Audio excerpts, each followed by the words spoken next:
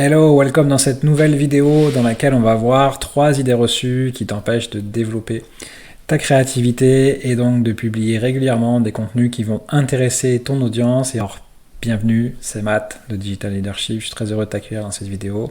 Je sais que le syndrome de la page blanche et le fait de ne pas savoir quoi publier, quoi écrire dans ses emails, quoi raconter dans ses posts, quoi dire dans ses vidéos, c'est quelque chose qui touche pas mal de personnes et malheureusement c'est dû au fait qu'elles se focalisent sur 3 idées reçues qui vont les empêcher de devenir créatifs et d'avoir des idées intéressantes pour leur audience. Alors si jamais tu es concerné par ce problème, reste bien sur cette vidéo, je vais te donner 3 clés qui vont te permettre de résoudre toutes ces problématiques. Première idée reçue et qui est souvent partagée par des coachs marketing, des coachs business ou certains influenceurs, c'est de multiplier sa présence sur différentes plateformes de façon à être plus visible. Le problème quand tu fais ça, il est à différents niveaux. D'abord, il faut maîtriser ces différentes plateformes. Donc ça veut dire que tu vas devoir prendre du temps pour te former, pour comprendre comment ça fonctionne, pour te mettre en route sur ces plateformes. Et c'est l'opportunité de passer à ce qu'on appelle le syndrome de l'objet brillant, c'est-à-dire de sauter de formation en formation, de plateforme en plateforme. Et plus tu vas creuser, plus tu vas te rendre compte qu'il y a des choses que tu sais pas et que tu vas avoir besoin d'apprendre des nouvelles choses. Et tu vas répéter comme ça un cycle qui va aller de je regarde des vidéos YouTube, je télécharge des e-books, je vais voir des webinaires, j'achète des formations, j'essaye de mettre en place des choses et puis en fait tu te disperses et tu procrastines car tu es occupé au lieu d'être efficace. Donc ça, première chose, multiplier sa présence sur différentes plateformes pour développer sa visibilité, c'est vraiment quelque chose qui est à proscrire, tant que tu n'es pas bien présent sur une plateforme où tu as une vraie audience, où tu as déjà un vrai produit avec des clients, tu as déjà des résultats, tu as des témoignages, tu as plein de choses que tu peux partager. Et à ce moment-là, quand tu es à ce niveau-là, tu peux envisager d'aller développer ta visibilité sur d'autres présences parce que tu as déjà tout ce qu'il faut pour le faire. Deuxième idée reçue, c'est il faut être un expert pour se spécialiser. Ça aussi, c'est quelque chose qu'on voit souvent lorsque je discute avec des personnes que j'accompagne. C'est cette fausse croyance que pour se spécialiser, on a forcément besoin d'être expert. Alors en fait, non. On peut faire le choix de se spécialiser et on peut décider de traiter un sujet ou une spécialisation, une thématique et de se consacrer à fond dans cette thématique.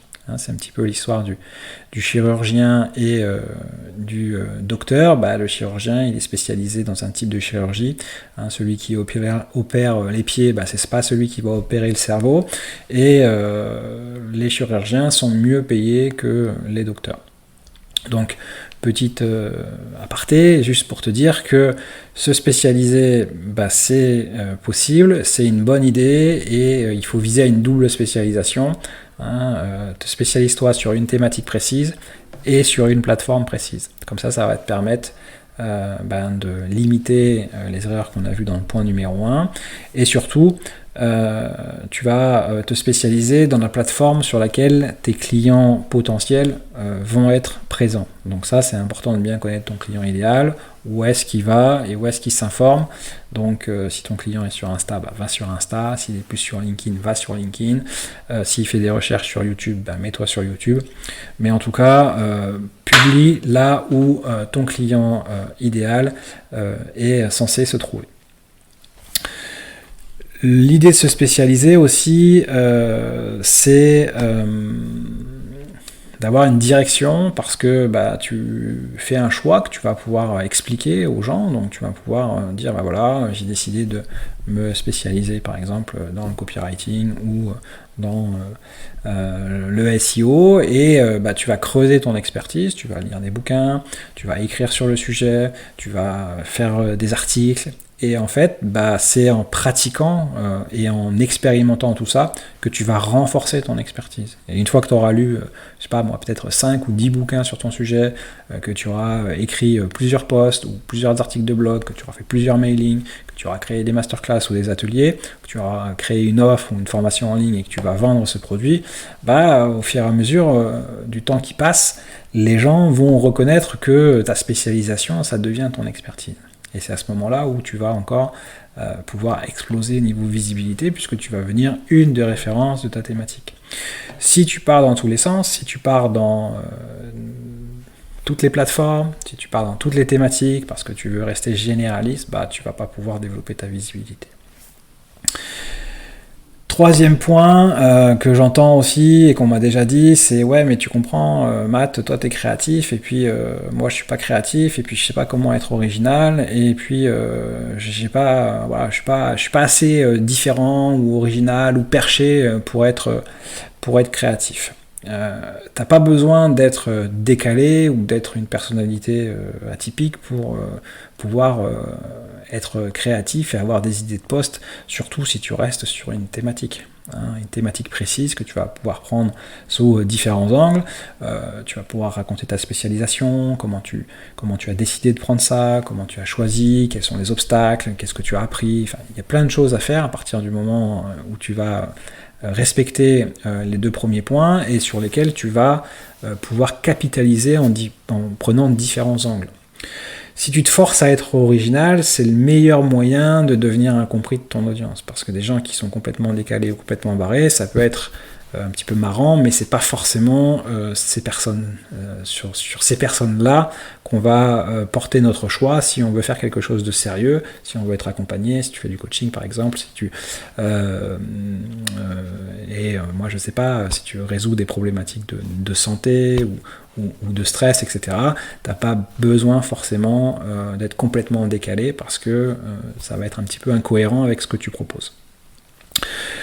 Autre point aussi, c'est que si tu veux chercher à être tout le temps original, tout le temps être différent et à faire des choses qui se démarquent, tu vas être dans une recherche d'une certaine forme de perfection, et ça va t'empêcher de publier régulièrement du contenu, de créer des liens avec ton audience, de développer des relations, de montrer que tu es quelqu'un qui est entre guillemets humain, qui fait aussi des erreurs, qui peut se tromper, qui peut bafouiller des mots, qui peut répéter. Regarde un petit peu mes vidéos et tu verras que je fais très peu de montage parce que je suis comme je suis et que mon objectif, si tu veux, c'est de créer des relations avec des gens, de donner des conseils, de montrer la façon dont je vois les choses, dont je conçois le marketing et comment je peux accompagner les gens du coup à avoir plus des résultats avec des principes, des idées et des stratégies plus que des outils.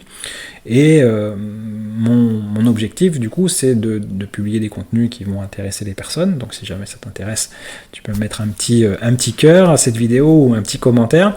Mais mon objectif c'est pas d'être parfait ni d'être complètement décalé pour être le coach que tout le monde va remarquer, ou l'accompagnement business, etc. Je préfère être remarqué par le fait que je publie régulièrement des vidéos qui soient intéressantes, même si elles ne soient pas parfaites, que de chercher de la perfection.